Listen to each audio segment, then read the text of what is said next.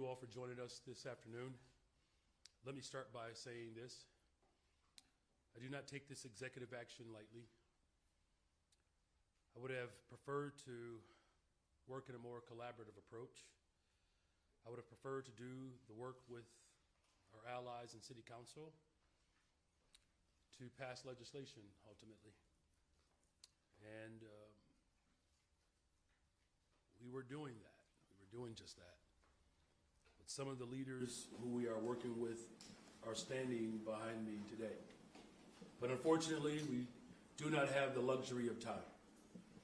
We have received credible reports that we have days, not weeks, before our city sees some type of militarized activity by the federal government.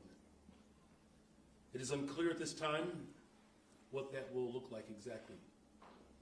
We may see militarized immigration enforcement. We may also see National Guard troops. We may even see active duty military and armed vehicles in our streets. We have not called for this. Our people have not asked for this.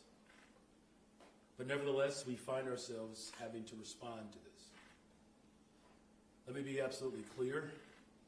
Although we believe the reports we have received are highly credible, this is an erratic, impulsive administration, and it is not always possible to understand and know exactly how he will move.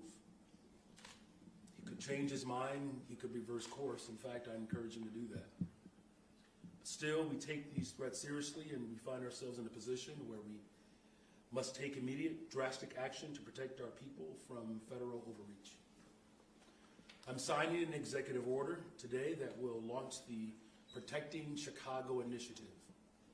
This is a project that builds on the months of preparation that we have done, that has led up to this very moment. Protecting Chicago will ensure that every Chicagoan knows their rights, that every single family is prepared, and every part of city government is directed to protect the people of Chicago from federal action. This sweeping executive order directs our Department of Law to pursue any and every legal mechanism to hold this administration accountable for violating the rights of Chicagoans. This order affirms that the Chicago Police Department will not collaborate with military personnel on police patrols or civil immigration enforcement. We will not have our police officers, who are working hard every single day to drive down crime, deputized to do traffic stops and checkpoints for the president. This order affirms the CPD officers will be directed to wear CPD uniforms and refrain from wearing masks so that residents can clearly distinguish them from federal agents. And finally, as I said, it establishes the Protecting Chicago Initiative, the most sweeping campaign of any city in the country to protect ourselves from the threats and actions of this out-of-control administration. We will protect our Constitution, we will protect our city, and we will protect our people. We do not want to see tanks in our streets. We do not want to see families ripped apart. We do not want grandmothers thrown into the back of unmarked vans. We don't want to see homeless Chicagoans harassed or disappeared by federal agents. We don't want to see Chicagoans arrested for sitting on their porch. That's not who we are as a city, and that's not who we are as a nation. My team and I have spoken with the governor, the county president, and with our federal delegation, and we are in complete alignment. The time for action is now. With that, I will sign this executive order and then return for follow-up questions. I'm going to move the mic right.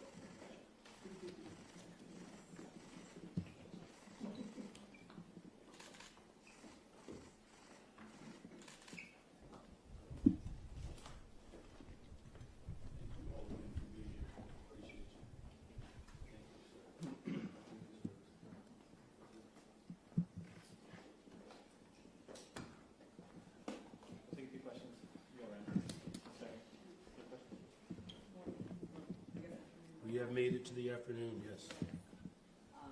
Thank you for this. You said months of preparation. Could you just talk about what that's been like trying to get everyone on the same page together at the table? Yeah, well, look, we're a welcoming city, first of all, so that ordinance has been in place for the last 40 years. We strengthened it under my administration. So the moment that President Trump secured enough electoral votes to become the 47th president, we are fully aware of his animus against working people and particularly immigrant communities. So that preparation was making sure that all of our sister agencies and city departments understood their assignment, and particularly making sure that people know their rights. And so it's been a continuous process all the way up until the time in which I had to testify before the Oversight Committee. And then even well beyond that, we've seen this president trample all over our Constitution. So, you know, we've already filed multiple lawsuits, I believe 40 lawsuits. You just saw that the courts have deemed most of his taxes to benefit the ultra-rich or illegal. So this is not a surprise to us in terms of his erratic and petulant behavior. But this is also about making sure that we are strengthening all of our departments across the board to ensure that we are protecting Chicagoans. That's what this is about. Of course, we would have preferred to go through the natural course of the legislative process, and we will continue to do that with our investments. But this is about protecting the people of Chicago. Can you talk about why you need an executive order to do that? Is this not work the city is already doing, informing people of their rights? What does this executive order actually do? Well, one of the things that it does is it ensures that there's a clear distinction between our local police department and federal agents. It gives a very clear directive, but it also gives very specific directives to our law department to make specific FOIA requests, so that if there's any immigration enforcement that's happening in our city, we have to know about it. Just back in June 4th, there was an entire operation in our city that the federal government didn't disclose. This is about uncovering the truth. But this is also about making sure that every single legal measure that's available to us, that my law department pursues it. But it's also ensuring that all of our departments are in lockstep to protect Chicagoans. That's what this is about. This president continues to go well beyond the bounds of the Constitution, to the extent in which our democracy is in peril right now. I'm going to do everything in my power as the mayor of this city to protect Chicagoans. How important do you think it is to be ahead of this before any federal agents are in Chicago to make sure that CBD and federal law enforcement know how to work together? And there's a lot of coordination that happens between those two, and I think this is a step forward, trying to make sure that you're taking out federal agents from the shadows and defining what we expect. Well, look, you framed it quite well, and quite frankly, the reason why this executive order is so paramount is because even though we know that this president is behaving outside of the bounds of the Constitution, it hasn't stopped him, but it stops in Chicago. And so this is about making a very clear distinction between what our law enforcement engages in versus what federal agents engage in. Because look, we have collaborated before, particularly getting guns off the streets of Chicago, the trafficking of drugs, the trafficking of human beings across this country. You know, we have just had a major breakthrough where guns that were trafficked in from Indiana and Mississippi, we were able to interrupt that and get over 150 guns off the streets of Chicago. That's not what's happening right now. And so this executive order makes it emphatically clear that this president is not going to come in and deputize our police department. Violet Miller, Chicago Sun-Times. I just wanted to ask, these reports that you're talking about, is this what we've been hearing about in the media? Is this a new report that's been confirmed to the city? Where are you guys hearing this? And when will city residents be informed of what the city knows at this point? Well, I'm telling you what the city knows, right? And here's what we do know, that the federal government, under the direction of President Donald Trump, is preparing to send an expansive slew of federal agents to the city of Chicago. And whether it's border control, ICE agents, right, this part, which is the most upsetting, is that he has funded the ICE division of the government at a rate that is only second to the American United States government and the Chinese military. And that's dangerous, right? And so we are hearing that he plans to send these individuals to the city of Chicago this week as early as Friday. But let's be very clear what his ultimate motives are, though. He wants to send in federal troops. Make no mistake about it. He wants to send in the National Guard. He is looking to provocate, to justify his failures. And the fact of the matter is, it's disrespectful to law enforcement. Our police department has worked incredibly hard to drive down violence in the city of Chicago. This is not about violence reduction, because if it were, he would be making investments. And I can tell you what those investments have done thus far. 32% reduction in homicides. Shootings are down almost 40%. Shooting victims are down almost 40%. So this is about the militarization of cities. And in the city of Chicago, we're going to be very clear about our position to protect democracy, to protect Chicagoans, to protect our people. What recourse or enforcement will happen if federal agents or troops break a rule on no mask or show their badge number? Will you sue? We will use every single tool that is at our disposal, and that includes the courts. It's an area in which at least there's some semblance of check and balance in this country. Look, he's tried to sue cities like mine, and he lost, particularly around trying to withhold federal dollars because we are a welcoming city. And so, yes, we will use the courts if that's necessary. And did you say as early as Friday, like 6 days from now? Yes, these are a matter of days. We don't have weeks to, we're talking about days. And so this is about making sure that we are prepared, that there's a real clear guidance, and that there are absolute directives coming from my office to all of our city departments and sister agencies and to all of Chicagoans of how we can stand up against this tyranny. Yes, Mayor, the credible reports that your administration is getting, does that include any specific details as to how many federal agents, how many troops, how many armored vehicles? What is like the blueprint? Are they going to have checkpoints, or how's that going to look like?